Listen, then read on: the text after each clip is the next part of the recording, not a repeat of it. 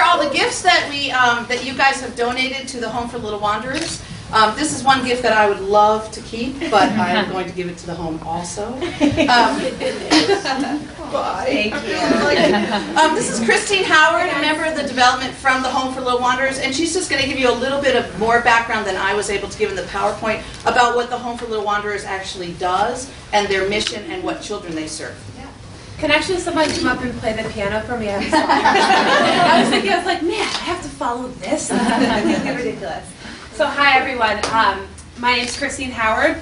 I work in development at the Home for Little Wanderers, and I just want to say, first and foremost, this is awesome. I thank you so much for your generous donations, and I can just say, I'm looking through these and I can just see the kids' faces when they get these, so this is amazing. Just briefly, I know you all know a little bit about the Home for Little Wanderers, and you've been doing this for many years, so we certainly thank you. But the Home for Little Wanderers is actually based in Boston, but we're all the way south in Plymouth, and we actually have a group home pretty close to you all here in Waltham.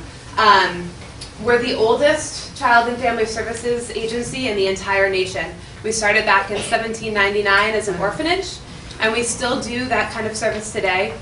We do adoption and foster care services, but we also have a whole range of other services that we provide to families in the Boston area. We have everywhere from a residential facility, which is probably what we're most known for. Our oldest facility is in JP, which is actually where the toy room is, and I'm going to be going there after this and delivering it. And that is, the residential programs are where children who have either been removed from their families or who may not have parents or families to live with, they're actually living with us and going to school with us. And then we also have group homes, which is sort of like a residential facility, but more like a transitional period where they might be on the older side, so they might be teenagers and they're going to school and they're getting ready to go on to either post-secondary education, so college, community college, or they're going on to a vocational career, or maybe to live independently, and we're helping to support them in that step. And then we have our largest component, which is probably what we're less known for, but we have about 15 or so programs out in the communities as far south again as Plymouth, but mostly in the Boston area. And we're providing mental health counseling. We're in a lot of the Boston public schools, probably about 40 now. So we're getting very big. We have 650 staff.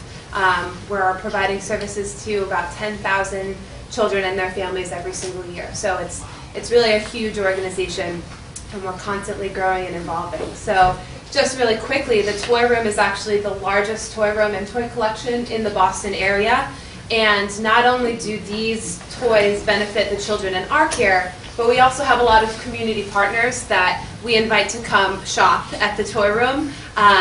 So we are partnering with about 25 organizations this year, other nonprofits in the area who are in just as much need as we are for donations like this around the holidays.